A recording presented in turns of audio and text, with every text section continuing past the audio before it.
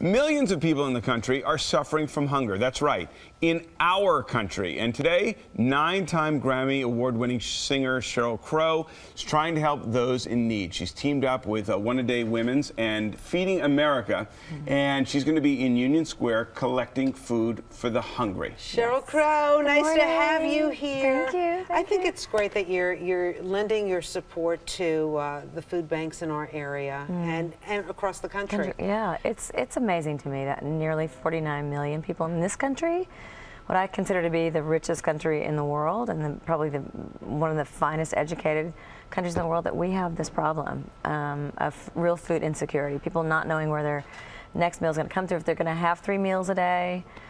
So it's just a great program that that Feeding America and One A Day Women's is putting on.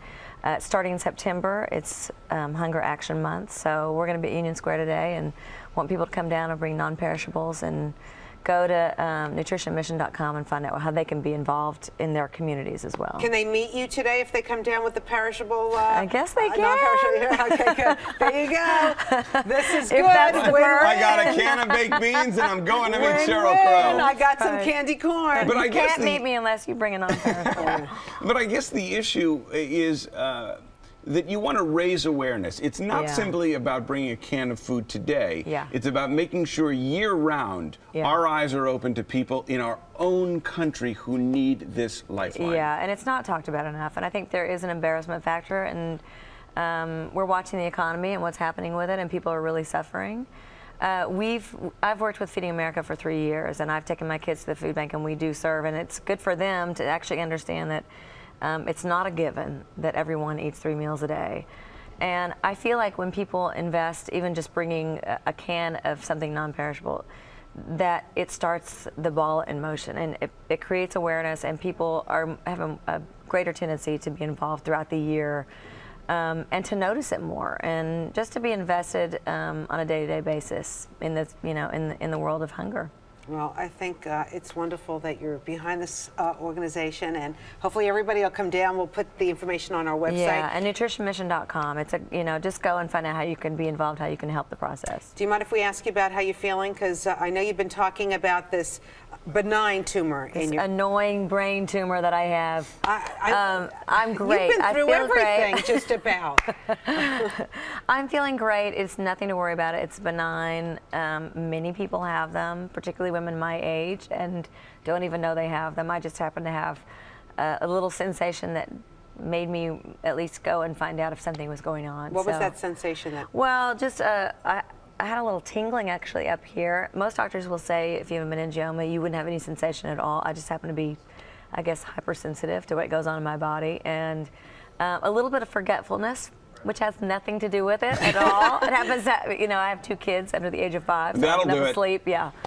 So. But you kind of surmise or believe that it may have something to do with cell phones? Well, that was my initial fear, was that having grown up in a period when cell phones were becoming the means of communication, in my line of work where I was doing phoners all day long, always holding it in my right hand, always having the, used to, cell phones got really hot, thinking that that cannot be good, and that happens to be where my meningioma is, and that was the sensation that I was having.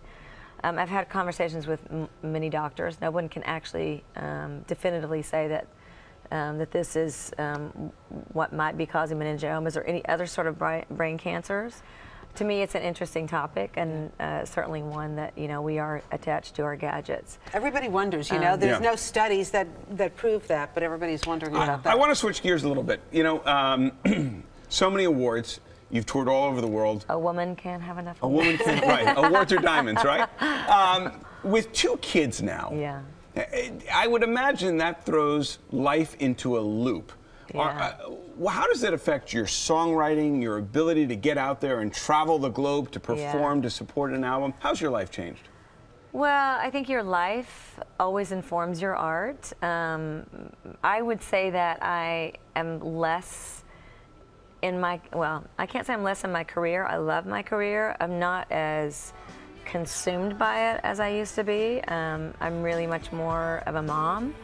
I am, I still tour. I still love what I do. I think I probably love it more now that I don't feel that ambition. I kind of go to it in creative moments more than in moments of drive and ambition.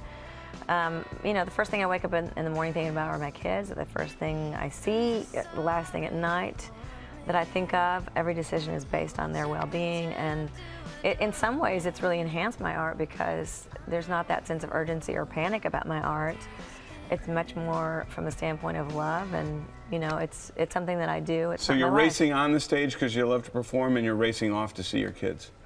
Yeah, you know, on the best nights I look over and they're there, but for the most part I go to work after they go to bed, which is a little suspect. The woman's using the kids as roadies. Can you imagine? No, she's putting everything in perspective. They are going to earn their keep. Thank you for all the good work that you do. Absolutely. Again, keep your eyes out. Remember those who are hungry right in our backyard. For more information, again, here's what you need to know. Food Drive is going to be in Union Square from 10 a.m. to 7 p.m. They're collecting non-perishable goods. They're going to be donated right in our backyard to the Food Bank of New York City. Sheryl Crow, thanks so much for your good work, and thanks for being here.